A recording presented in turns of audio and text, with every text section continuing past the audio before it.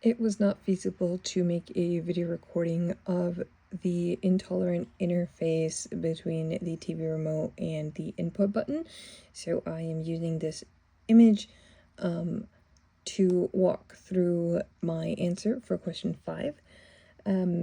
The selected intolerant interface is the input button that allows you to switch through different inputs on a TV. This could be video input, components, HDMI's, plugged in devices, and TV cable, as shown on the left list of options.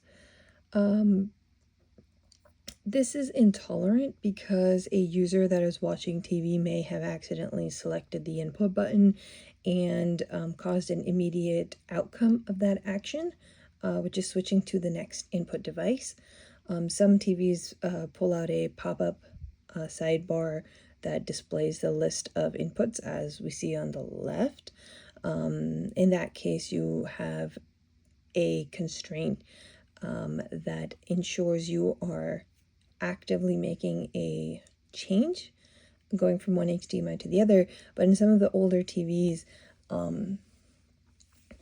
you switch the input without confirmation. This can be constrained in other ways, such as requiring a double tap or a double press on the input button, or the user may need to hold the input button to actually make the switch.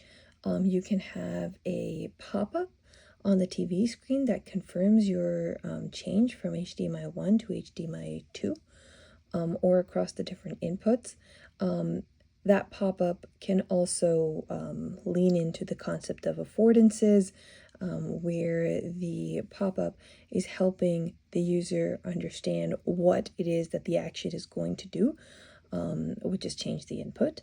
Another example of affordance could be adding a label on top of the input button.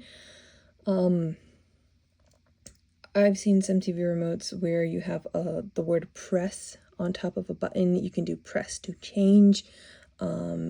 You can have a downward facing arrow to show that you are going to change inputs in the order descending. So it could be going from video 1 to video 2. Input can be changed to a 2-word phrase of change input for added clarity. That's an extra affordance. Another idea in design principle is mapping. So sometimes all of the inputs are called HDMI 1, HDMI 2 through 4, and then you have live TV. It is probably useful to have icons in accordance with the type of media that you are plugging into that HDMI. So say I've got a PS5 and a Nintendo Switch both hooked up to my TV. Those are gaming consoles, and those should be represented by a gaming icon, maybe like a controller icon. The TV should be able to identify the type of interface, or my apologies, the type of device connected through that HDMI cable. That can be an added mapping that helps users understand which input they will actually go to. Changing from HDMI 1 to HDMI 2 no longer leaves you puzzled about which input you are going to land on. Is it Apple TV? Is it Live TV?